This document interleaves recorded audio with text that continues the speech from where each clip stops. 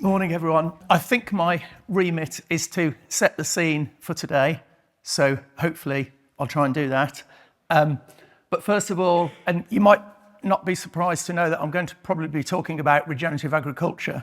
But before I do that, I need to step back in time a little bit, because first of all, what's my credibility for giving an opinion on where farming should be going in the future? So I'm going to step back in time, show you a few pictures of situations through my farming career, which illustrates my background, but it also, they're pertinent slides that give us a reminder of the sort of things that farming is needing to think about going forward. So let's see if this works. So that was my title, A Future for Farming. But let's go backwards. That's me in 1978 on the family farm, the only bit of grade 1 soil in Warwickshire. So this was an early indication of soil and soil health.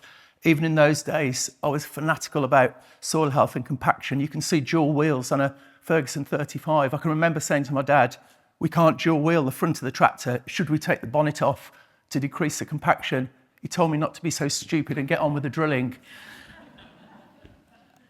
Then I realised there was issues with soil. That was in the early 80s, working in Australia. I was about to plant that with winter wheat. So first of all, I had to rake the stones into heaps and then plant around the heaps. But the other interesting thing about that is the contour banks. We were farming in very, very arid climate. It was dry, but when it was wet, it was very wet. And it does make you think about climate change and farming on the downs. I mean, in 20 years' time, will we see contour farming on the downs because of extreme weather events? It's something that we haven't even considered in the UK, but a possibility. The fens, working in the fens in the mid-80s, that was supposed to be a wheat seed bed.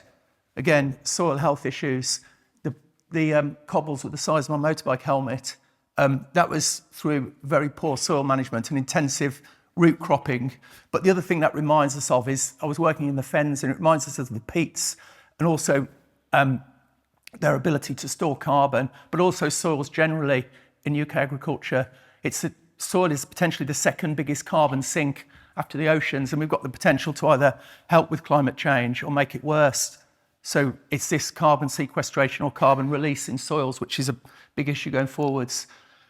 Then there was, in the late 80s, farming on the Salisbury Plain, very similar landscape to this AONB, just outside the AONB.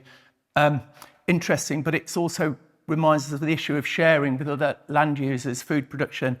I was sharing with the Ministry of Defence, and I got to realise that if a troop of chieftain tanks drove over freshly planted wheat fields, you weren't going to argue. But it was an early reminder of the need that it's not just farmers using the land. This was a reminder of climate change. This was in the early 90s, farming in the Thames Valley. That's one of my super good wheat fields with swans swimming in it. The Thames had overflowed, completely flooded. That's a wheat field. Again, reminds us of the issues going forwards with extreme weather events. Finally, that's where I'm farming now, in the shadow of the nuclear reactor at Harwell in the AONB. But that slide just reminds me, looking at the nuclear reactor, of the thinking about, again, alternative land uses, energy, and the amount of farmland that's been soaked up by solar farms, and also growing crops for feedstock for anaerobic digesters. So there's issues with food production, energy production. So that's just a little snapshot. Oh, actually, no, there's two more of me. That is reminding me that about 20 years, so I've always been into soil health. About 20 years ago, I got a beehive, and suddenly the wider view of natural capital came crystally clear to me, and a switch went in my head. Before the beehive, we were happily spraying insecticides on the farm. It was just, oh, if we damage a few bees or insects, so what? Got a beehive, suddenly it's my bees I'm damaging, it's my honey I'm contaminating with pesticide residues. We stopped spraying insecticides, full stop, never looked back. I got up close and personal with the natural environment, and it gave me mindset change. I'm going to talk about mindset change at the end, but that's just a little quick one. And then finally, I've got skin in the game now. A couple of years ago, I bought myself a little retirement field, which is in the AONB. It's just north of East Hendred, just by the Ridgeway. And I've actually got one of the best bits of Grimm's Ditch, which is a scheduled ancient monument, the grass strip going through the middle of the field. So I own a bit of the AONB, and I'm a custodian of some of the ancient history that there's a lot of in the AONB. So I've got skin in the game now. So that's my credibility for talking about regen ag and talking about farming in the AONB. Right, before we can go forward, let's go back even more. Let's go back to what farming used to look like, let's say 50 or 60 years ago. It looked probably like this, very mixed, lots of things going on, nice and touchy-feely, people everywhere. If we wind forward probably the next 50 years gradually, if you're an arable farmer, it probably looks more like this. Simplified systems, large-scale farming. We'll talk about why in a minute. If you're a livestock farmer, it probably tends to look like this. These are generalizations, but I'm just trying to paint a picture. If you're a livestock farmer, big, intensive livestock units. So I call all this industrial agriculture. What does it look like? It looks like, if you're an arable farmer, it looks like basically forgetting that soil is a useful medium for growing crops. It's just there to stand the crop up in, like a scaffold tower. And everything that we put on the crops is fossil fuel based. Pretty well across the board, environmentally damaging inputs. We forget about anything that can be provided by nature. It's all purchased inputs. That's how I like to do things visually, and that's how I visualize industrial agriculture, the scaffold tower and the inputs. And again, the intensive livestock units, they're fantastic. They're profitable, as we'll see in a minute, but talk about all the issues: welfare unfriendly, climate unfriendly. What else have we got in there? Promotes antibiotic resistance, promotes human pandemics and sources of environmental pollution. Look at the news coming out of Wales constantly about the pollution on the River Wye. So industrial agriculture, how did things get to this? And mainly it's lack of profitability. It's mainly lack of profitability. That's a little picture of me again in 1978. I've amortized the costs and allowed for inflation. In the little red circles, that's the costs in 2019. So I was, in 2019 terms, I was on £86 a week compared to my operative on around £575 a week. My tractor and drill cost me about £3,500 compared to the tractor and drill in 2019 at £209,000. We were getting the equivalent of £575 a tonne for our wheat, whereas in 2019 we were getting 135. Catastrophic drop in profitability over time, and it continues. Costs going up in real terms. Our output is dropping. So that drove industrial agriculture simplification and scale increase. You know all this. Sorry, I'm teaching grandma to suck eggs, but I'm just reminding us of where we are. Again, variable costs, catastrophic. That's over the last 20 years, increasing variable costs. But the consumers are to blame as well. All of you that buy food, you don't spend very much of your disposable income on food anymore. It's halved in the last 50 years. It's actually less than 10% now. It's about 8%. So consumers want cheap food. So everything's driving industrial agriculture. But then we've ended up in a situation where even by getting bigger and more specialised, we're still not making any money. Don't worry about the detail on that graph, but the dark blue bars are the subsidy. So most farming systems, apart from those, the livestock ones tend to be the most profitable without subsidy, but remember in the previous slides, they're the ones that are causing most of the problems, intensive livestock. But the cropping farms, most of the income is subsidy. So we've got efficient, we've got big, and we've produced cheap food for the taxpayers, but we can't make a profit unless we get a handout from the taxpayer. Something's gone horribly, horribly wrong. But what has gone right is we've fed the world really successfully. The blue line is the supply of agricultural land. The red line is the population increase, and the purple line is global food production. It's been the most unbelievably, in the last 50, 60 years, improvement in food production to feed everybody, but at a cost. I'm getting there slowly, sorry. I'll get to where we need to be. The cost is industrial agriculture, catastrophic. I've put there, it arrogantly ignores the useful services provided by nature, which some people call natural capital, but I'll give a better analogy in a minute. it doesn't just ignore them, it damages them. I've just put a few examples up there: worms, pollinators, mycorrhizal fungi. That's my favourite one. 450 million year old marriage between plants and mycorrhizal fungi that's just been going that length of time. Industrial agriculture not only ignores it, it catastrophically tries to destroy it. So we've got problems. Let's just, apologies to everyone, I just want to share my favourite analogy with you, because people talk about bandy natural capital about, and it confuses people. Here's a better analogy, I think, and I use this all the time, so people have probably heard it. Think about Mr. BMW in his mini factory in Oxford. He's got a production line producing minis for profit. He diverts some of that profit to maintain the factory premises. It costs him money. You'd be crazy to let the roof cave in and destroy your production line. You maintain the gutters, you paint it, you maintain the heating, paint it, you maintain it out of profit.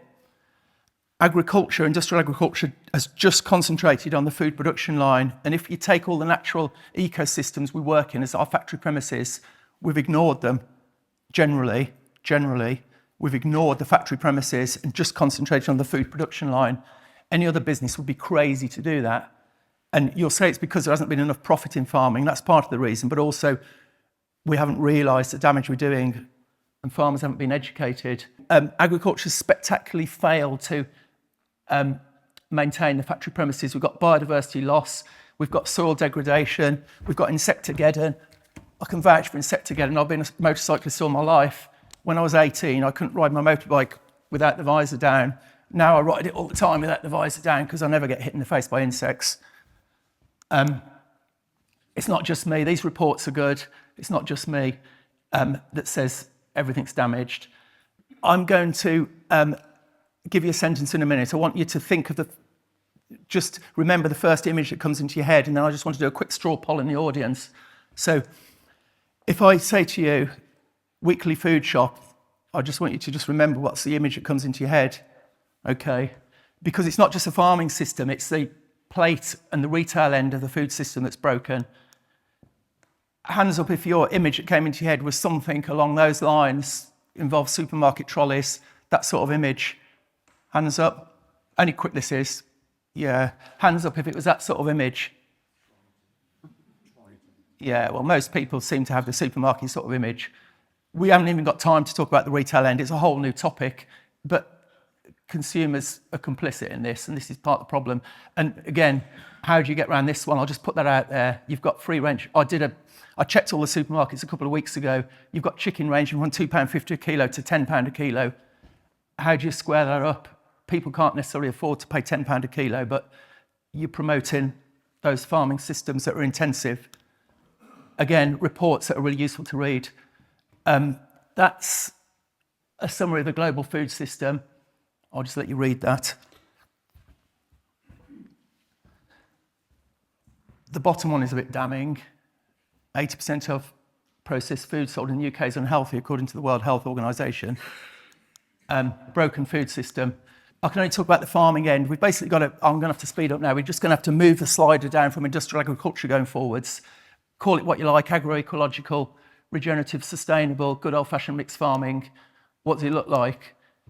We need to first of all repair the factory premises because a lot of the natural ecosystems are damaged, and then we've got to try and maintain them. So it's about not necessarily short-term profit. It's about, like Mr. BMW, it's feeding money into environmental repair and maintenance, whether that comes from profits or from the government or the sort of private sources.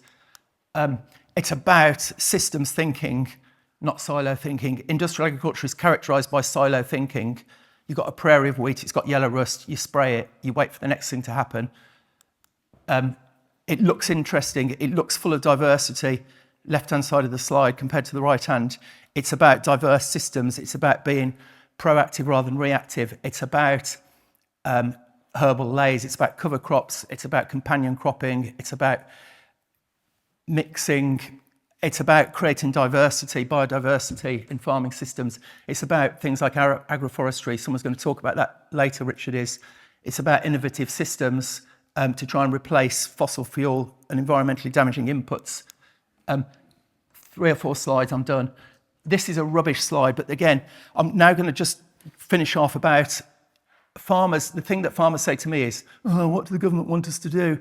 do they want us to produce food or do they want us to look after the environment? And I'm like, hello, you can do both, please.